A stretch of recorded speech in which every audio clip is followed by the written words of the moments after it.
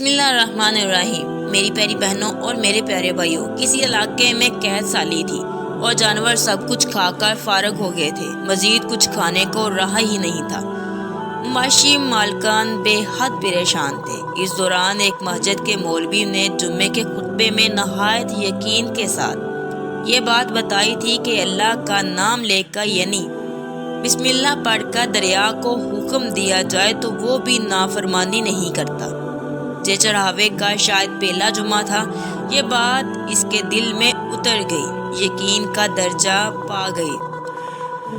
اس نے واپس آ کر اپنی بکریاں کھولیں اور سیدھا دریا پر چلا گیا۔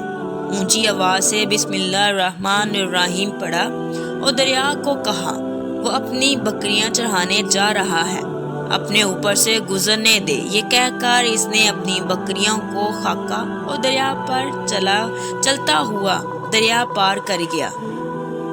علاقہ گھاس سے بھرا پڑا ہوا تھا، درختوں کے پتے بھی سلامت تھے کیونکہ کسی کو یہاں تک آنے کی رسائی نہیں تھی۔ اب تو یہ اس کا معمول بن گیا کہ وہ بکریاں پار چھوڑ کر واپس آ جاتا اور شام کو جا کر بکریاں واپس لے آتا۔ اس کی بکریوں کا وزن دگنا چگنا ہو گیا۔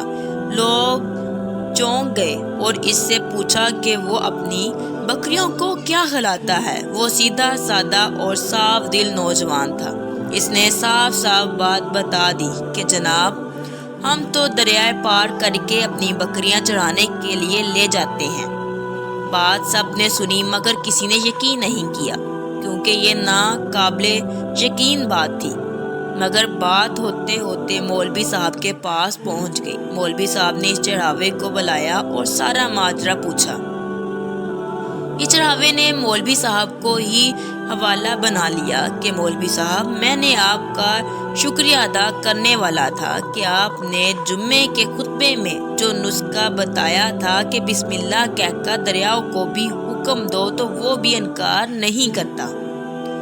مولوی صاحب حیرت سے اس کے چہرے کو دیکھتے رہے۔ مولوی صاحب نے کہا، بھائی صاحب، ایسی باتیں تو ہم ہر جمعے میں کرتے ہیں، فقط ان کا مقصد لوگوں کا ایمان بنانا ہوتا ہے۔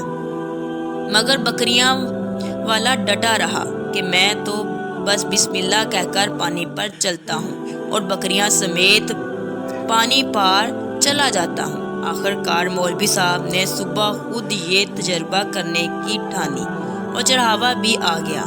مجمع زیادہ تھا۔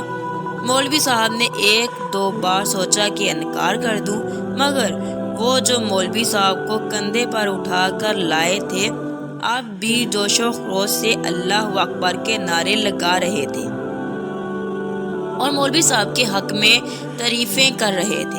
آخر کار مولوی صاحب نے ایک رسہ منگوایا، پہلے اسے ایک درخت کے ساتھ باندھا، پھر اپنی کمر کے ساتھ باندھا، پھر ڈرتے ڈرتے ڈھیلا ڈالا بسم اللہ پڑھا اور دریا پر چلنا شروع ہو گئے۔ مگر پہلا پاؤں ہی رکھنا تھا کہ ڈرم سے پانی میں گر گئے۔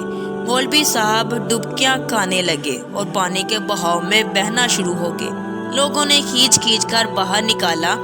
مولوی صاحب کی اس حرکت نے چڑھاوے کو پریشان کر دیا کہ مولوی صاحب کی بسم اللہ کو یہ کیا ہو گیا ہے، کیونکہ اس کا یہ روز کا معمول تھا۔ اس کے اپنے یقین میں کوئی فرق نہ آیا۔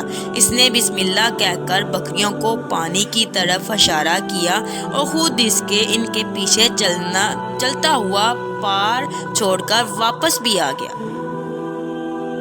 لوگ اسے ولی اللہ سمجھ رہے تھے اور اس کے حق میں نعرے لگا رہے تھے، مگر وہ سب سے بے نیاز سیدھا سادہ انسان تھا۔ وہ مولوی صاحب کے پاس پہنچا اور کہا، مولوی صاحب، میں آپ کی بسم اللہ کی تعریف سے کافی پریشان تھا، مگر پانی پر چلتے ہوئے مجھے آپ کی بسم اللہ کی بیماری کا پتہ چل گیا۔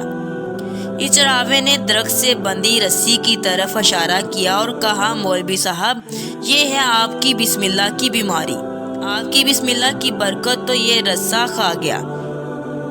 آپ کو اللہ اور بسم اللہ سے زیادہ اس رسی پر بھروسہ تھا، لہٰذا اللہ نے بھی آپ کو رسی کے حوالے کر دیا۔ مولوی صاحب، آپ بھی کمال کرتے ہو، میں نے آپ کے منہ سے سنا اور یقین کر لیا۔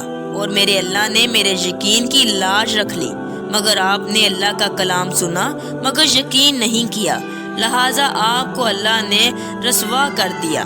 پیارے بھائیو، یہی کچھ ہمارا حال ہے۔ ہماری نمازیں اور دعاؤں کا حال بھی ہماری ہر ایک عبادت یقین سے خالی ہے۔ پیارے بھائیو، یہ تھی ہماری آج کی ویڈیو۔ ہم امید کرتے ہیں کہ ہماری آج کی ویڈیو آپ کو ضرور پسند آئی ہوگی۔ اگر آپ کو ہماری آج کی یہ ویڈیو پسند آئی ہے تو آپ سے گزارش کرتے ہیں کہ آپ ہمارے اسلامک بیان کو سبسکرائب کر لیں اور ساتھ ہی لگے بیل کے بٹن کو بھی پریس کر لیں تاکہ آپ کے پاس ہماری آنے والی مزید معلوماتی ویڈیو کا نوٹیفیکیشن بوقت ملتا رہے۔